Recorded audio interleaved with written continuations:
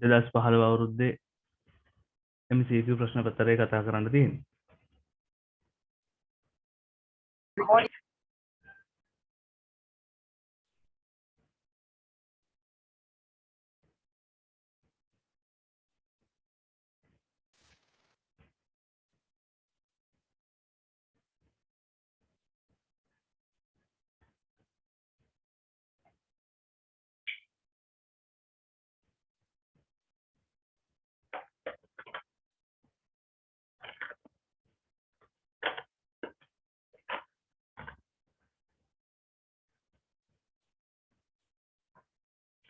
පළවෙනි ප්‍රශ්නෙට ගියොත් පළවෙනි ප්‍රශ්නේ අපෙන් අහනවා ඉලෙක්ට්‍රෝන වෝල්ට් කියන්නේ මොකක්ද කියලා.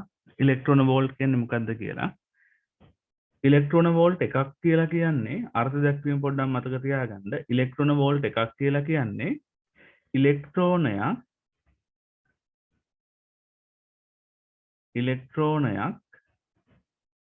1 වෝල්ට් විභවාන්තරයක් කරහා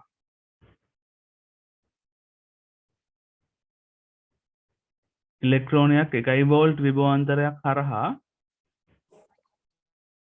යාමේදී කරන කාර්යය. ඉලෙක්ට්‍රෝනයක් 1 වෝල්ට් විභවාන්තරයක් කරා යාමේදී කරන කාර්යය. ඒ කියන්නේ හිතන්න ලක්ෂ දෙකක් තියෙනවා. ඒ ලක්ෂ දෙක අතර විභවාන්තරය 1 වෝල්ට්. එතකොට එක ලක්ෂයක තියෙන ඉලෙක්ට්‍රෝනයක්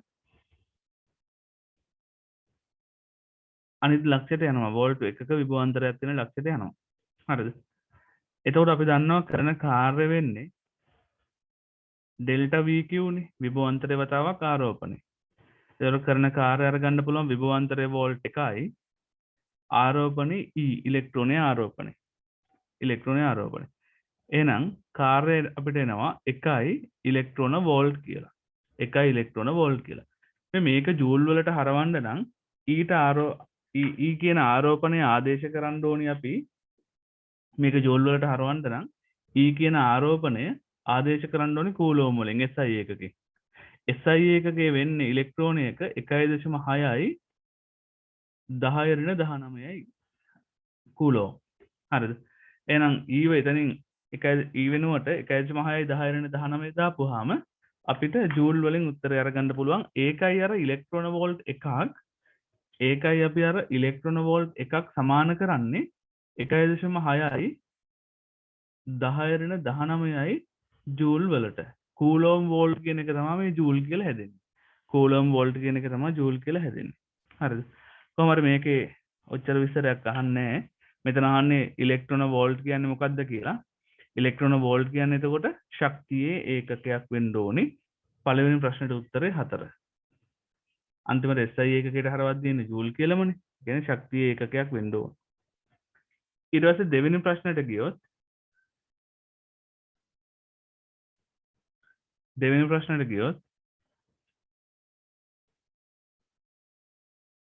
දෙවෙනි ප්‍රශ්නේ අපිට කියනවා පහත සඳහන් AB සහ C යන මෙනුම් නිවැරදි ලෙස තෝරාගත් මෙනුම් උපකරණ භාවිතයෙන් ලබාගෙන තියෙනවලු.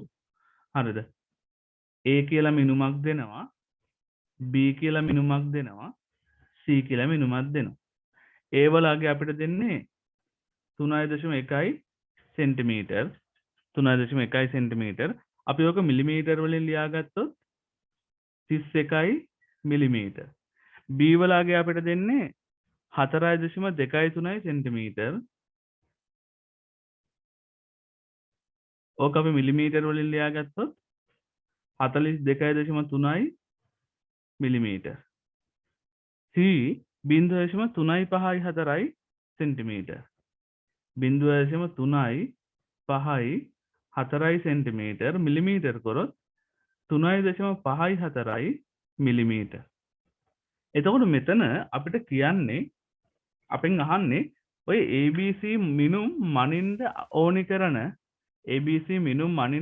කරන මිනුම් උපකරණය නෙමෙයි. අපෙන් අහන්නේ ABC මනින්න ඕනි කරන මිනුම් උපකරණය නෙමෙයි. අපෙන් අහන්නේ ABC නිවැරදිව මැනලා තියෙන උපකරණය මොකක්ද කියලා. හොඳට මතක තියාගන්න මොකක් හරි උපකරණයකින් මිනුමක් ලබා ගත්තට පස්සේ ඒ මිනුම අපි ලියන්නේ ඒ උපකරණයේ කුඩාම මිනුමට අදාළව. ඒ මිනුම අපි ලියන්නේ උපකරණයේ කුඩාම මිනුමට අදාළව. ඒ කියන්නේ කුඩාම මිනුමට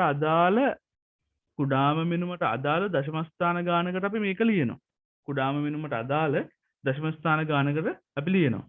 එතකොට පළවෙනි මිනුම අරගත්තාම එයාගේ කුඩාම මිනුම වෙලා තියෙන්නේ 1 මිලිමීටර්.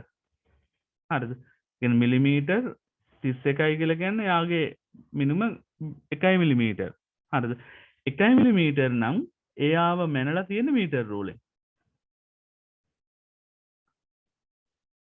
මීටර් රූලෙන්. දැන් කාට හරි හිතෙන්න පුළුවන් මේ සෙන්ටිමීටර් 3ක් මිලිමීටර් රූලෙන් මනින්දි දෝෂයක් වෙනවනේ කියලා. ඔව් ඒක අපිට අදාළ නැහැ. ඉතින් එයා නිවැරදිව ඒක මැනලා තියෙනවලු. දැන් දෝෂ ගැනම හිතලා පාඨාංග ගන්න බෑ. අපි දන්නේ නැහැනේ ඒ සෙන්ටිමීටර් 3 මනින්න පුළුවන් එකම උපකරණ මීටර් රූලද කියලා. මොකද්ද දන්නේ නැහැනේ මැනලා තියෙන්නේ. වෙන කිසිම උපකරණයකට මනින්න බැරි එකක්ද දන්නේ නැහැනේ.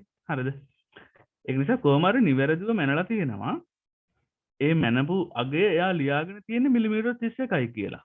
ඒ කියන්නේ කුඩා මිනුම මිලිමීටර් 1යි. හිතන්න බැරි වෙලාවත් මේ 3.1 කියන අගය වර්නියර් කැලිපරෙන් මෙන්නනම්. හරිද? මෙයා බැරි වෙලාවත් වර්නියර් කැලිපරෙන්. දන්නවා වර්නියර් කැලිපරෙන් නෙමෙයි දැන් මනලා තියෙන්නේ. හොඳයි. වර්නියර් කැලිපරෙන් මෙන්නා නම් මේක වර්නියර් කැලිපරෙන් මෙන්නා නම් වර්නියර් කැලිපරෙන් මෙන්නනම් මේ පාඨාංකය ලියන්නේ 3.1. ඒ කියන්නේ 31 මිලිමීටර් කියලා නෙමෙයි. මේක ලියන්න ඕනේ 31.0 මිලිමීටර් කියලා. මොකද වර්නියර් කැලිපර් එක කුඩා මිනුම 0.1ක් නිසා. පැහැදිලිද? එහෙනම් ඒව මැනලා තියෙන්නේ මීටර රූලෙන්. ඒ අනුව B ව මැනලා තියෙන නැත්තේ B ගේ කුඩා මිනුම 0.1 මිලිමීටරනේ. ඒ කියන්නේ දශම මිලිමීටර් දශමයකට නිර්වද්‍යව එයාව මැනලා තියෙනවා. එහෙනම් 0.1 මිලිමීටර් කුඩා මිනුමක් තියෙන්නේ වර්නියර් කැලිපරේට. 0.1ක කුඩා මිනුමක් තියෙන වර්නියර් කැලිපරේට. C ව මැනලා තියෙන්නේ. එයාගේ නිර්වද්‍යතාවය 0.01 මිලිමීටර්. එහෙනම් C ව මැනලා තියෙන්නේ එක්කෝ මයික්‍රෝමීටර ඉස්කුරුප්පු ආමානයෙන් එහෙම නැත්නම් ගෝලමානයෙන් වෙන්නත් පුළුවන්. හරිද? ගෝලමානයෙන් වෙන්නත් පුළුවන්. එහෙනම් ඔයාලු උත්තරේ ගන්න පුළුවන්. මීටර් කෝදුව වර්නියර් කැලිපරේ මයික්‍රෝමීටර ඉස්කුරුප්පු ආමානය උත්තරේ 4 වෙනි උත්තරේ. එහෙනම් දෙවෙනි ප්‍රශ්නෙට උත්තරේ ගන්න වෙන්නේ 4 වෙනි උත්තරේ කියලා. දෙවෙනි ප්‍රශ්නෙට ගන්න වෙන්නේ 4 වෙනි උත්තරේ.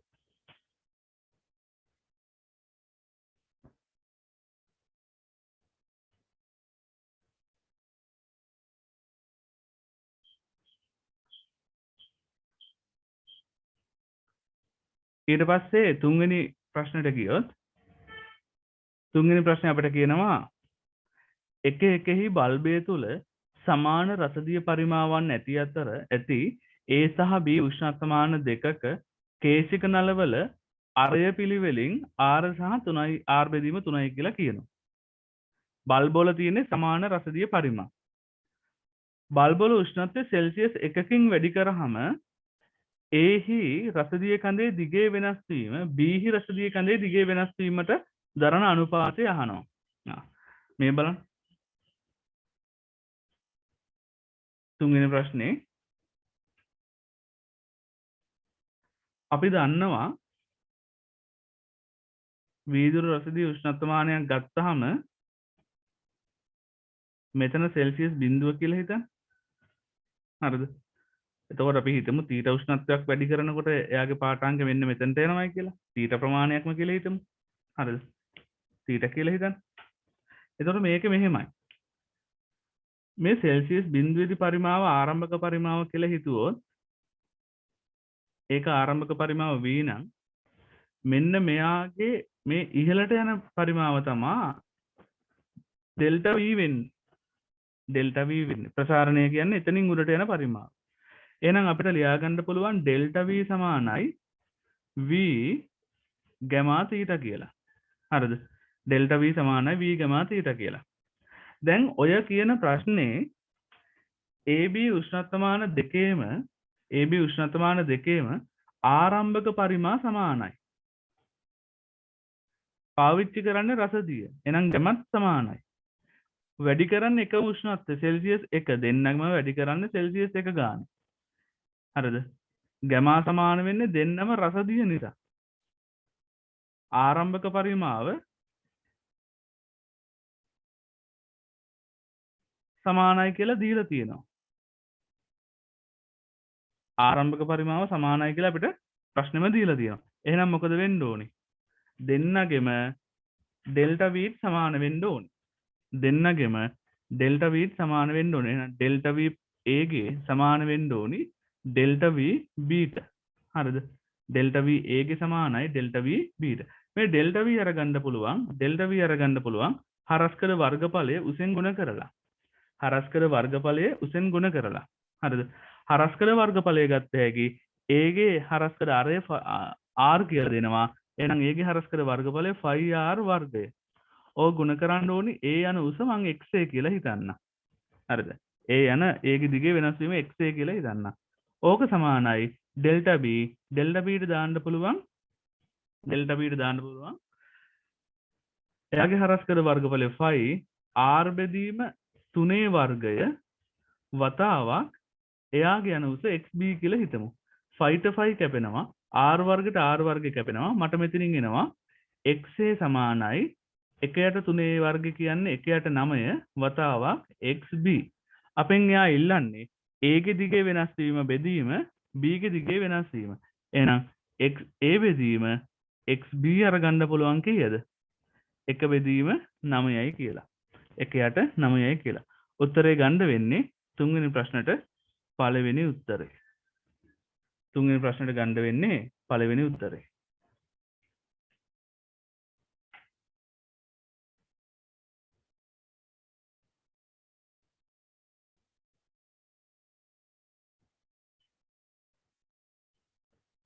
ඊට පස්සේ අපි ගියොත් හතරවෙනි ප්‍රශ්නෙට.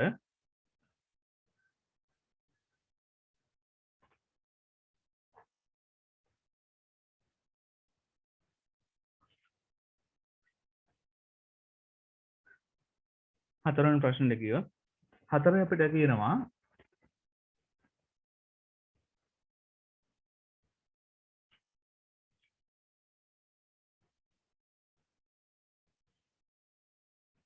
ධ්වනි තීව්‍රතා මට්ටම ඩෙසිබෙල් 1කින් ඉහළ නැංගුවේ නම් ධ්වනි තීව්‍රතාවය කොපමණ සාධකයකින් වැඩි වෙනවද කියලා.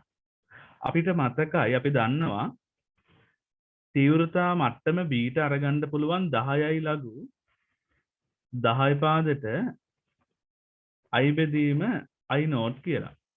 ඔය විදිහටම අපි ව්‍යුත්පන්න කරනවා MCQ සඳහා ප්‍රකාශනයක් ඔයාලට මතක ඇති. බීටා 2 ඍණ බීටා 1 සමානයි 10යි ලඝු 10 පාදට i2 බෙදීම i1 කියලා. i2 බෙදීම i1 කියලා. එතකොට මේ ගානේ අපිට දෙන්නේ තීව්‍රතා මට්ටම ඩෙසිබෙල් 1කින් ඉහළ නැංගුවේ නම්. එහෙනම් මෙන්න මේ බීටා 2 ඍණ බීටා 1 වෙනස තමයි ඩෙසිබෙල් 1යි කියලා කියන්නේ. එහෙනම් 1 සමානයි 10යි ලඝු 10 පාදට i2 බෙදීම i1. එතකොට මම මෙයාව 10න් බෙදලා ලියාගත්තොත් මට දාගන්න පුළුවන් 0.1 සමානයි ලඝු 10 පාදට i2 බෙදීම i1 කියලා. හරිද? ලඝු 10 පාදට i2 බෙදීම i1 කියලා. මේක සාමාන්‍ය දර්ශක විදියට ලියාගත්තොත්. දැන් මේ ලඝු කියන එකේ තේරුම මේකනේ. ලඝු කියන එකේ තේරුම දැන් මේකෙන්ම අරගත්තොත් මේකේ තේරුම මේකේ අර්ථ දැක්වීම වචනෙන් ඕනනම් ලියාගන්න මම මේ කියද්දී ඒ වචනෙන් ලියාගෙන විවිධ උදාහරණ වලට උත්සාහ කරලා බලන්න. හරිද? මේ ලඝු කියන එකේ තේරුම ලඝු ඇතුලේ තියෙන එක්කෙනාව හදාගන්න පාදය කී පාරක් ගුණ කළ යුතුද කියන එක. හරිද? මේ ලඝු කියන එකේ තේරුම මේ ඇතුලේ තියෙන පදය හදාගන්න පාදයේ කී වාරක් ගුණ කරන්න ඕනිද කියන එක. හරිද? අපි ඔක පැත්තක ලියාගත්තොත් මෙහෙම අපි අරගත්තොත් n සමානයි ලඝු a පාදයට x කියලා මෙන්න මේකේ අර්ථ දැක්වීමක් තියෙනවා, තේරුමක් තියෙනවා. හරිද? මේකේ තේරුම x මෙන්න මේකේ තේරුම x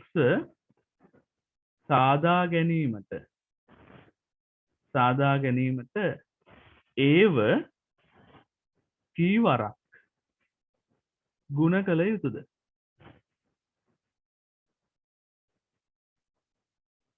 ඒව කීවාරයක් ගුණ කළ යුතුද? හරිද? දැන් එතන තියෙන ප්‍රශ්නයක්. ඒ ප්‍රශ්නේ තමයි x හදාගන්න ඒව කී පාරක් ගුණ කරන්න ඕනේද? x හදාගන්න ඒව කී පාරක් ගුණ කරන්න ඕනේද? කී පාරක් ගුණ කරන්න ඕනේද? ඒ තමයි මෙතන උත්තරේ දීලා තියෙනවා n වරක්. n වරක්. හරිද? x හදාගන්න ඒව n වතාවක් ගුණ කරන්න ඕනේ. එහෙනම් කොහොමද x හැදෙන්නේ? x සමානයි a ගුණ කිරීම ඔහොම n වාරයක් ගුණ කරන්න ඕනේ. ඒව n වාරයක් ගුණ කරාම අර n බලයක් විදිහට එනවා. n දර්ශකයේ විදිහට එනවා.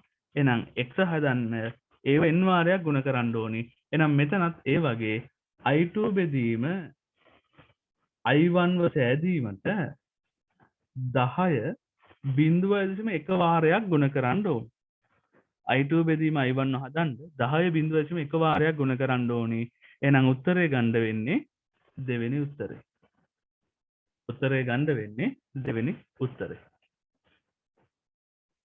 උත්තරේ ගන්න වෙන්නේ දෙවෙනි උත්තරේ.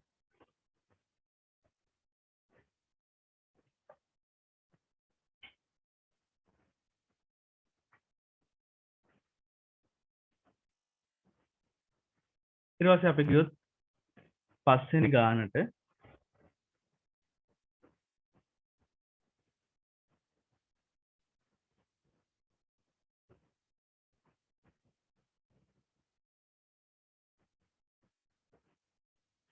පස්වෙනි ගානේ අපෙන් අහනවා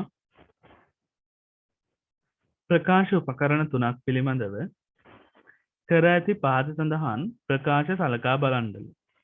ප්‍රකාශ උපකරණ තුනක් පිළිබඳව කරලා තියෙන පහත සඳහන් ප්‍රකාශ. බලන්න පළවෙනි ප්‍රකාශය සරල අන්වීක්ෂයකට එක් අභිසාරී කාචයක් ඇති අතර හරි අන්වීක්ෂය සාමාන්‍ය තීරුමාරුවේදී විෂන් දෘෂ්ටිය අවමුදුරෙහි අතාත්වික ප්‍රතිබිම්බයක් හදනවා. ඒක හරි. ඒකේ සම්පූර්ණ ප්‍රකාශනයම නිවැරදි. සරල අන්වීක්ෂය කියන්නේ අත්කාචය. එයාට තියෙන තනි උත්තල කාචයක්. තනි උත්තල කාචයක් තියෙනවා. සාමාන්‍ය තීරුමාරුවේදී විෂන් දෘෂ්ටිය අවමුදුරේ ප්‍රතිබිම්බය හැදෙන්නේ අතාත්විකයි ප්‍රතිබිම්බේ. එහෙනම් පළවෙනිය ඒ හරි.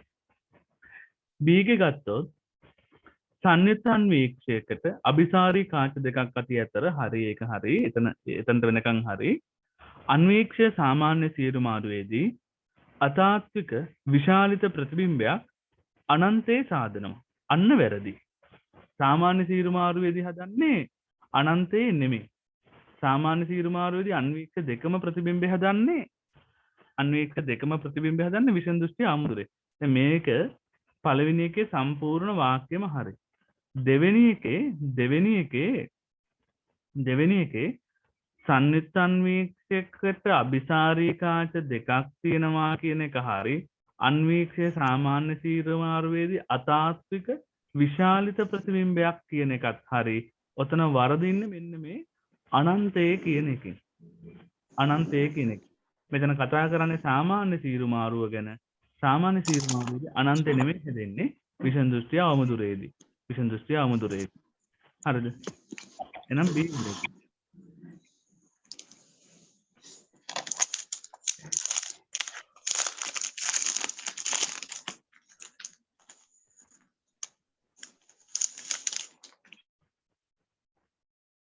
හරි.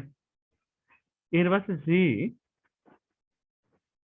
නක්ෂත්‍ර දුරේක්ෂයකට අභිසාරී කාච දෙකක් ඇති අතර. ඒක හරි. උත්තල කාච දෙකක් තියෙන නක්ෂත්‍ර දුරේක්ෂයකට. අභිසාරී කාච දෙකක් ඇති අතර දුරේක්ෂය සාමාන්‍ය තීරුමාරුවේදී තාත්වික විශාලිත ප්‍රතිබිම්බයක් අනන්තයේ හදනවා. අන්න ඒක වැරදි. සාමාන්‍ය සීරුමාරුවේදී හැදෙන්නේ තාත්වික ප්‍රතිබිම්බයක් නෙමෙයි. මේක සාමාන්‍ය සීරුමාරුවේදී හැදෙන්නේ තාත්වික ප්‍රතිබිම්බයක් නෙමෙයි. හරිද? තාත්වික කියන වචනයෙන් හැදෙන්නේ මේ තමයි වරදින්නේ. අනන්තයේ ප්‍රතිබිම්බය හදනවා කියන එකත් හරි.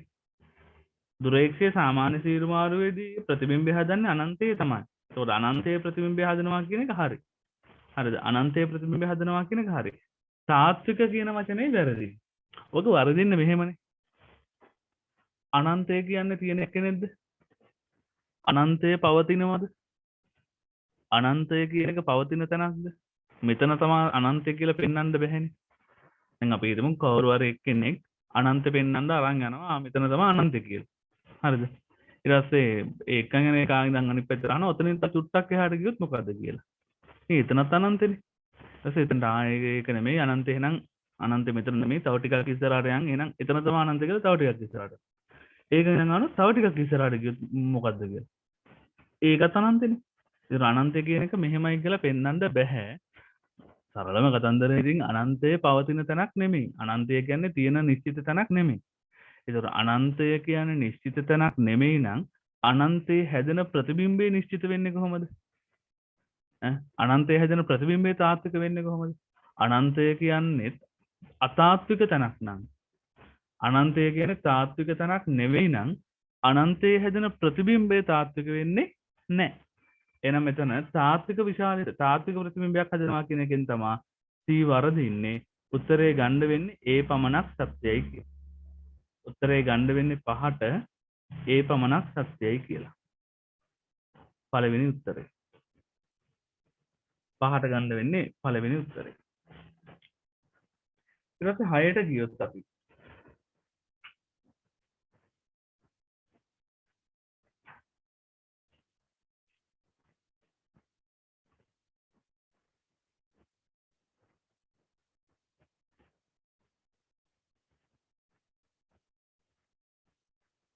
6ට ගියොත් හරි.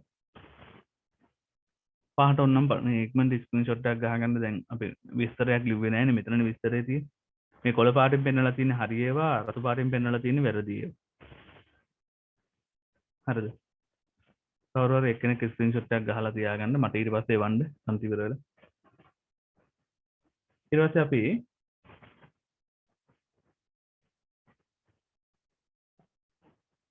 හයවෙනි ගානට ගියෝ.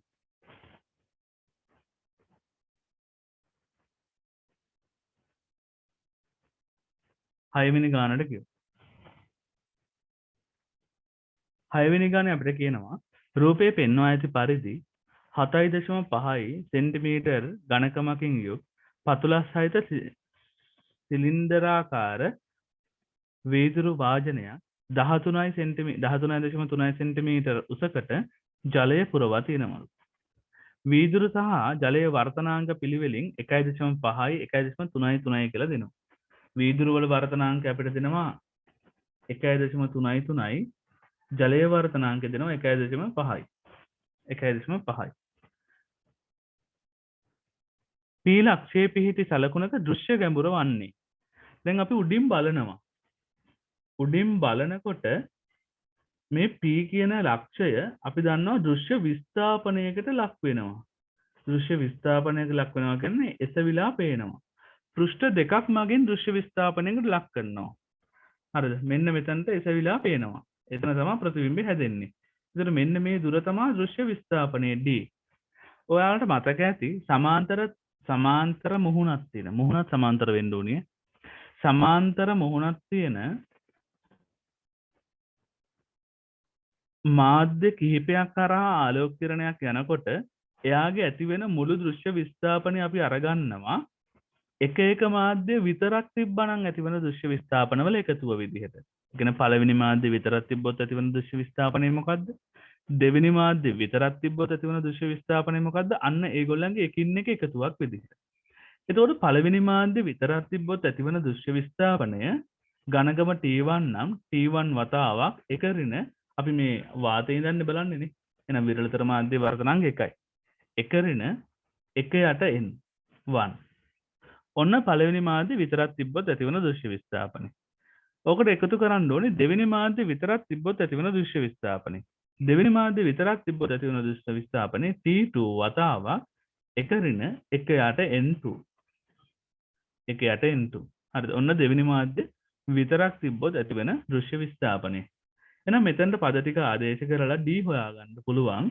T1ට දාන්න වෙන්නේ පළවෙනි මාධ්‍යයේ ගැඹුර 7.5යි වතාවක් එක ඍණ එක යට එක ඍණ එක යට N1 N1ට දාන්න වෙන්නේ මෙතන වැරදුනානේ. මෙතන වීදුරු වල වර්තනාංග 1.5යි ජලයේ වර්තනාංකය 1.3යි 3යි. හරිද? N1ට දාන්න වෙන්නේ අපි පළවෙනි මාධ්‍ය විදිහට ගත්ත වීදුරුනේ. වීදුරු වල වර්තනාංකය 1.5. ඕකට එකතු කරන්න ඕනි T2 කියන්නේ 13.3 වතාවක් එක ඍණ එක යට වර්තනාංග 1.3යි 3. හරිද? මෙතන අපිට එනවා 7.5 වතාවක් පොදු හරය 1.5 ගත්තාම උඩ ඉතුරු වෙන්නේ 0.5යි. ඕක ධන 13.3 වතාවක් පොදු හරය 1.3 ගත්තාම උඩ ඉතුරු වෙනවා 1.33න් එකක් අඩු වෙලා 0.33ක් 0.33. දැන් මේක සුළු කරන්න තියෙන්නේ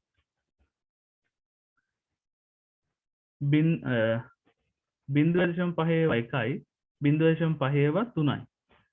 ඊට පස්සේ 3 වරක් 1යි 3 වරක් මෙතන 2.5යි. මෙතන 1.33 1යි 1.33 13.33ට 10යි. හරිද? 10යි. එහෙනම් අපිට මේක සුළු වෙලා එනවා දීව දෘශ්‍ය විස්ථාපනය 2.5යි මෙතනින් එකතු කිරීම මෙතන 10න් ගුණ වෙලා 3.3යි. එහෙනම් මුළු දෘශ්‍ය විස්ථාපනය එනවා 5.8ක් සෙන්ටිමීටර කියලා. දැන් කලවලේට 5.8 තියෙන උත්තරයට ගහන්න එපා. අපෙන් අහන්නේ දෘශ්‍ය විස්ථාපනයෙන් නෙමෙයි. මේ තියෙන දෘශ්‍ය විස්ථාපනය. දෘශ්‍ය විස්ථාපනය. අපෙන් අහන්නේ දෘශ්‍ය විස්ථාපනය නෙමෙයි. අපෙන් අහන්නේ දෘශ්‍ය ගැඹුර.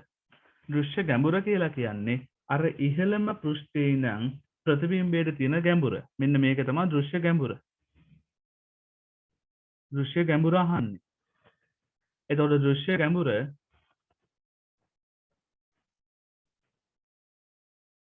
ගැඹුර අරගන්න පුළුවන් අපිට මුළු උස 13.3 එකතු කිරීම 7.5. ඔන්න මුළු උස. ඕකෙන් අඩු කරන්න ඕනේ දෘශ්‍ය විස්ථාපනය. D අඩු කරන්න ඕනේ. මුළු උස එතකොට එනවා 20.8යි. ඕකෙන් අඩු කරන්න ඕනේ 5.8. සුළු කරාම එන්නේ 15.0යි සෙන්ටිමීටර්. 15යි සෙන්ටිමීටර්. ඒ කියන්නේ උත්තරේ 5 වෙනි උත්තරේ. දෘශ්‍ය ගැඹුර වෙන්නේ 15යි සෙන්ටිමීටර්. 6 වෙනි ප්‍රශ්නෙට උත්තරේ 5. දැන් උතන ගොඩක් අය මේ වැරද්ද කරනවා. අර 5.8 ආවට පස්සේ හරි සන්තෝෂයි උත්තරයක් ආවා. ඒ උත්තරේ මෙතන තියෙනවා. හරිද? රෝන් ගාලා 5.8ට උත්තරේ දානවා. හරිද? උත්තරේ ගහනවා 5.8ට. හරිද? ඒකට උත්තරේ දෙනවා. හැබැයි අපෙන් අහන්නේ දෘශ්‍ය විස්ථාපනය නෙමෙයි දෘශ්‍ය ගැඹුර. ඊට පස්සේ 7 වෙනි ප්‍රශ්නෙට ගියොත්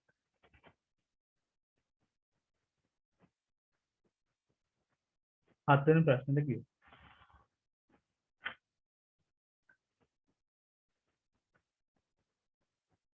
7 වෙනි ප්‍රශ්නේ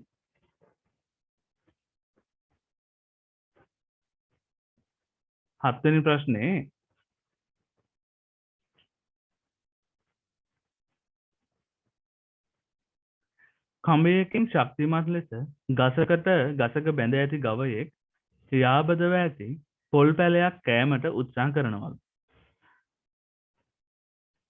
අපෙන් අහනවා ගවයා සඳහා නිදහස් වස්තු රූප සටහනක නිවැරදිව දැක්වෙන බල සටහන මොකක්ද කියලා. නිදහස් බල සටහන මොකක්ද කියලා අහන්නේ. ගවයා සඳහා. දැන් මෙහෙමයි. මේ ගවයා පොල් පැලේ කන්න කොහෙටද යන්න ඕනේ? පොල් පැලේ තියෙන පැත්තට යන්න හදනවා.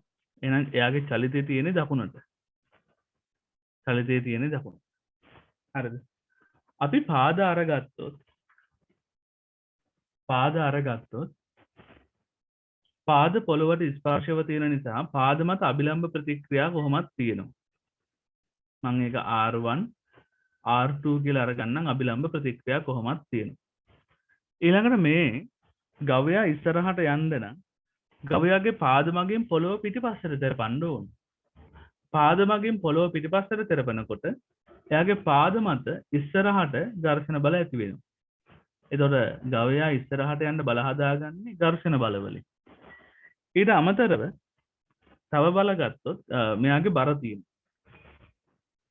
බර mg තියෙනවා. ඊට පස්සේ බෙල්ලේ තන්තුවක් තියෙනවා. ඒ තියෙන තන්තුව මෙයා දකුණට යන්න හදද්දී තන්තුව දකුණට ඇදෙනවා. එතකොට තන්තුව ඇදෙන්නේ කොහෙටද? දකුණට.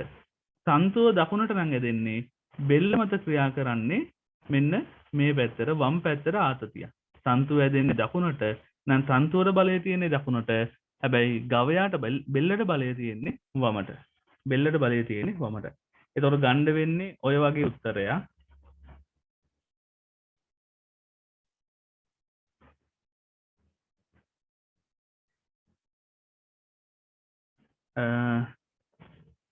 හතරවෙනි උත්තරේනේ. ඒතකොට ගන්න වෙන්නේ හතරවෙනි උත්තරේ. නිදහස් බලසටහන හතරවෙනි උත්තරේ.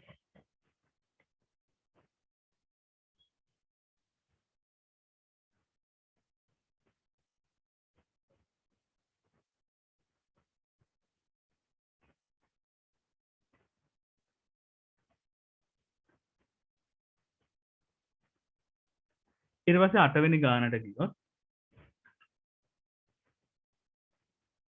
අටවෙනි ගානේ අපිට කියනවා රූපයේ දක්වා ඇති කප්පි සැකසුම මගින් දී ප්‍රකර්ෂණ උපකරණයට සම්බන්ධ කර ඇති රෝගියෙකුගේ පාද මත බලයක් ඇති කරනවලු. කප්පි ඝර්ෂණයෙන් තොරවන අතර පද්ධතිය සමතුලිතව තියෙනවලු. ඩී මගින් පාදය මත ක්‍රියා කරන තිරස් බලය නිව්ටන් 80ක්. හරිද? මෙතන පාදය මත ක්‍රියාත්මක වෙන තිරස් බලය නිව්ටන් 80ක්. ඒ කියන්නේ මෙන්න මේ කප්පිය ගත්තොත් මේ කප්පිය මත වම් පැත්තට තියෙනවා නිව්ටන් 80ක බලයක්. මේ පද්ධතිය සමතුලිතයි. හරිද? වම් පැත්තට තියෙනවා නිව්ටන් 80ක බලයක්. අපෙන් අහන්නේ එල්ලලා තියෙන ස්කන්ධය කීයද කියලා. එල්ලලා තියෙන ස්කන්ධය. මේ බලන්න. මෙතන ස්කන්ධයක් එල්ලලා තියෙනවා. එහෙනම් එයාගේ බර mg. එහෙනම් මෙතන ආතතිය mg ට සමාන වෙන්න ඕනේ. ආතතිය mg ට සමාන වෙන්න ඕනි. එතකොට තන්තුවේ ආතතිය mg. මෙන්න මේ තන්තුවත් එකම තන්තුව. එහෙනම් එතන ආතතියත් mgම වෙන්න ඕනේ. මතක තියාගන්න එකම තන්තුව නම් කප්පි කීයක් කරහා ගියත් ඒ කප්පි සුමට නම් කප්පි සුමට වෙන්න ඕනි එකම තන්තුව වෙන්න ඕනි. ඒ තන්තුව සැහැල්ලු වෙන්නත් ඕනි. තන්තුව සැහැල්ලු නම් කප්පිය සුමට නම් ආතති සමානයි. එහෙනම් එකම තන්තුව මෙතන ආතතියත් mg මේ මෙතනින් ක්‍රියාත්මක වෙන මේ පැත්තට තියෙන ආතතිය ඒකත් mgම තමයි.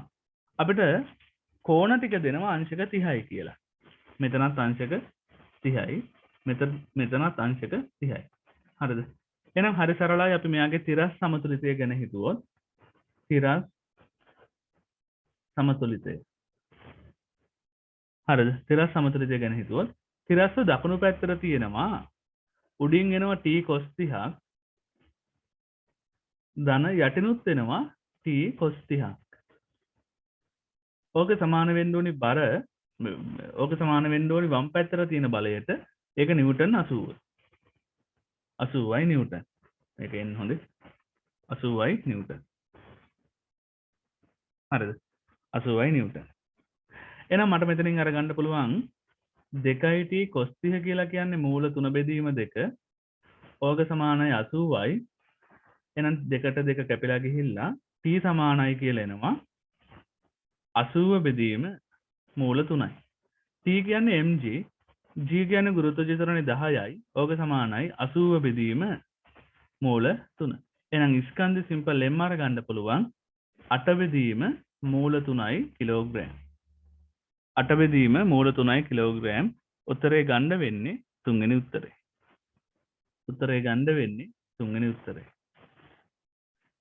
මේකේ සමහරු මෙන්න මෙහෙම වැඩක් කරලා තිබ්බා. මේ අවුරුද්දේ.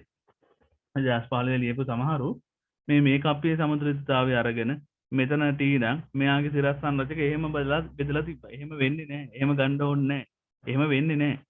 හරිද? ඒ කියන්නේ මේ මෙතන ආතතිය T නෝට් කියලා අරගෙන T නෝට් ගේ cos 60 සමාන කරලා T ට එහෙම කරලා තිබුණා. එහෙම වෙන්නේ නැහැ. මොකද මෙතන තියෙන එකම තන්තුව නම් තන්තුව සැහැල්ලු නම් කප්පි සුමට නම් ආතතිය එකමයි. හරිද? එහෙනම් මතක තියාගන්න වැදගත්ම පොයින්ට් එක මේ ගානේ කප්පිය සුමට නම් තන්තුව සැහැල්ලු නම් තන්තුවේ හැමතැනම ආතතිය සමානයි. තන්තුවේ හැමතැනම ආතති සමානයි.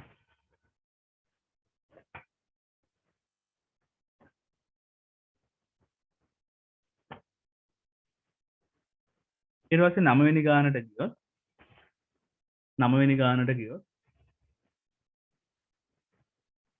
9 වෙනි ගානට ගියොත් එක එකේ ශේෂ්ඨඵලයේ ඒ වූ තහඩු දෙකක් භාවිතා කර පරතරය සෙන්ටිමීටර් 0.9ක් වන වාතයේ මාධ්‍ය ලෙස ඇති ෆැරඩ් එකක සමාන්තර තහඩු දාර්ශනිකයක් සෑදුවොත් වර්ගඵලය කීයද කියලා අහනවා. සමාන්තර තහඩු දාර්ශනිකයක් තියෙනවා නම් එයාගේ තහඩු වල සඵල වර්ගඵලය A නම් පරතරය D නම් පාරවේදීතාවය එප්සයිලන් නෝඩ් නම් මෙයාගේ ධාරිතාවය එන්නේ A එප්සයිලන් නෝඩ් බෙදීම D කියලා. අපෙන් අහන්නේ වර්ගඵලය. එහෙනම් වර්ගඵලය ගත්ත හැකි CD බෙදීම එප්සයිලන් නෝඩ් කියලා. හරිද? එහෙනම් වර්ගඵලය අරගන්න පුළුවන්. C කියන්නේ ෆැරඩ් 1යි. D පරතරය සෙන්ටිමීටර් 0.9යි. එහෙනම් 0.9 වතාවක් 10 ඍණ 2යි මීටර කරන්න ඕනි. එප්සයිලන් නෝඩ් 9 වැඩි කිරීම 10 ඍණ 12යි. 9 වැඩි කිරීම 10 ඍණ 12යි. මෙතන සුළු කරද්දී මෙතන සුළු කරනකොට 9 වරක් 1යි 9 වරක් 0.1යි 9 වරක් 0.1යි. එහෙනම් අපිට එනවා වර්ගඵලය මෙතන 0.1යි මෙතන 10 ඍණ 2යි ගුණ තුළු වෙලා උඩ 10 ඍණ 3ක් එනවා. යට 10 ඍණ 12 උඩට ගියාම 10 ධන 12ක් වෙලා අර 10 ඍණ 3ත් එක්ක 10 9ක් ඉතුරු වෙනවා. එහෙනම් වර්ග මීටර් 10 9යි. වර්ග මීටර් 10 9යි. හරිද? දැන් අපි දන්නවනේ කිලෝමීටර් එකක් කියලා කියන්නේ 1000යි මීටර්. එහෙනම් වර්ග කිලෝමීටර් එකක් කියලා කියන්නේ 1000 වර්ගය වර්ග මීටර්. එහෙනම් මතක තියාගන්න වර්ග කිලෝමීටර් එකක් කියලා කියන්නේ 1000 කියන්නේ 10 3 ඒකේ වර්ග කියන්නේ 10 6යි වර්ග මීටර්. එහෙනම් මෙතන මට මෙයාව ලියා ගන්න පුළුවන් නේද 10 3 වතාවක් 10 6යි වර්ග මීටර කියලා. ඒතර මේ 10 6යි වර්ග මීටර වෙනකොට වර්ග කිලෝමීටර කියලා දාන්න පුළුවන්. එහෙනම් වර්ගඵලය එන්නේ 1000යි වර්ග කිලෝමීටර්. වර්ගඵලය එන්නේ 1000යි වර්ග කිලෝමීටර්. උත්තරේ ගන්න වෙන්නේ 9ට 5 වෙනි උත්තරේ.